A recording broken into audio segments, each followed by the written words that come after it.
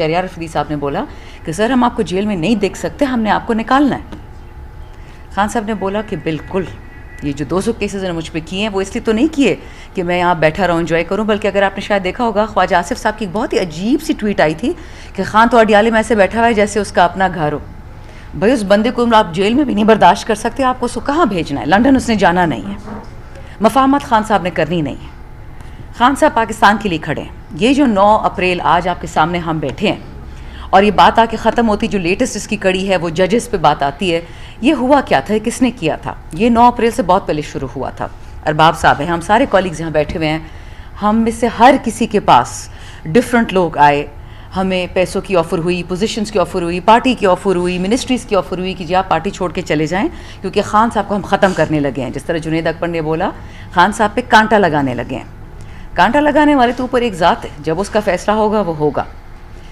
इन लोगों ने 9 अप्रैल से बहुत पहले जब एब्सोल्युटली नॉट खान साहब से सुन लिया था, उसके बाद इनका फ़ैसला हो चुका था कि इस बंदे को हटाना है। क्यों?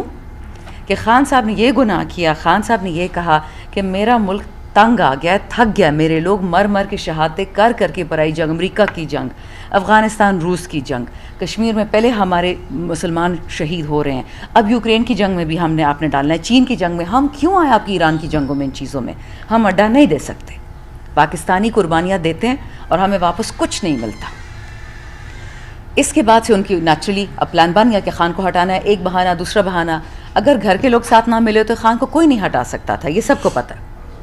9 अप्रैल की रात को खान साहब, वो शरीफ आदमी, वो वतन दोस्त आदमी, एक डायरी के साथ निकला प्राइम मिनिस्टर हाउस से। अगले दिन जो एक मौजज़ा पाकिस्तान में हुआ, वो मौजज़ा क्या था कि 10 अप्रैल की रात को पूरे पाकिस्तान में इंटरनेशनल मीडिया के मुताबिक तकरीबन 2 करोड़ लोग निकले रातों को स्पॉन्टेनियसली, ऐसी जगहात में निकले जहाँ हमारी कोई तंजीम भी नहीं है। लड़काना में लोग कैसे निकले, सखर में कैसे निकले, किसी को यकीन नहीं आ रहा था कि मुल्क जिस तरह अरबाब शेर अली ने बताया कि 6% ग्रोथ कर रहा था, आपकी रिकॉर्ड बरामदात हो रही थी, रिकॉर्ड आपका जीडीपी था, रिकॉर्ड आपके रेमिटेंसेस आ रही थी।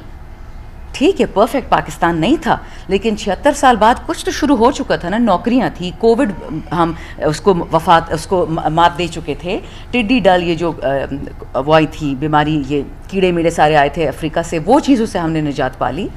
तो फिर आपने काहे को मुल्क को हटाया? ज़रूरत क्या थी खान को हटाने की? वो समझ आ गया कि बैरूनी आका को खुश करना था, बाइडन एडमिनिस्ट्रेशन को खुश करना था। उसकी दूसरी कड़ी, अगर आपको याद है, हम यहाँ पे आए, हमने साइफर केस पे बात की। डोनाल्ड लू ने कांग्रेस के सामने झूठ बोला है, अब उसको सेनेट दोबारा बुला रही है और कोशिश करी स्टेट डिपार्टमेंट के डोनाल्ड लू सेनेट के सामने ना जाए, क्योंकि उसको पूछा जाएगा कि आपने झूठ क्यों बोला। अब इधर प्रेशर आ रहा है इन लोगों पर, क्योंकि इन लोगों ने पहले से पेट्रोल भी महंगा कर दिया, बिजली गैस सब कुछ महंगा, और बजट में तो सुना है कि तबाही होने आ रही है। तो जब तबाही होने आ रही है, इनके पास रास्ता क्या है? खान साहब को फारिग करना। कैसे फारिग करेंगे उसको? ज़िंदगी मौत तो अल्लाह के हाथ में।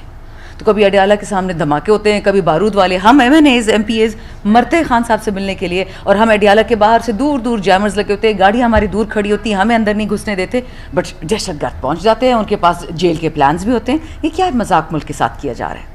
क्योंकि कीमत, माजरत के साथ ख़वातीन और हज़रात, कीमत पाकिस्तान ने अदा की है, और हर पाकिस्तानी ने।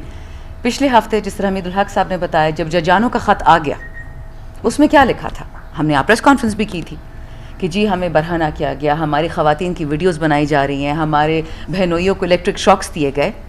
उसका जवाब क्या आया? मुल्क जोड़ना कोई चाहता, अगर मुल्क दोस्त होता तो बैठ के बात करता, जिरगा करता, सुलह सफाई करता, मसले को हल करता। उल्टा क्या होता है जी? 8 जजेस हाई कोर्ट के, उनके पास चिट्ठियाँ आती हैं जिसमें कोई सफ़ेद पाउडर है, अब वो पाउडर जहर है, वो पाउडर कैरम बोर्ड का है, पता नहीं क्या है, टेलकम पाउडर है, बट डराने के लिए, और उस पर फिल्मों वाली वो स्कल और हड्डियाँ भी डाल देते हैं। अच्छा, फिर पता चलता है कि वो सुप्रीम कोर्ट में भी 4 ख़त गए हैं, पंजाब में भी गए हैं। अगर इस पाकिस्तान में जज को भी बोलने की इजाज़त नहीं है, किताब भी थी बलख शेर मज़ारी की,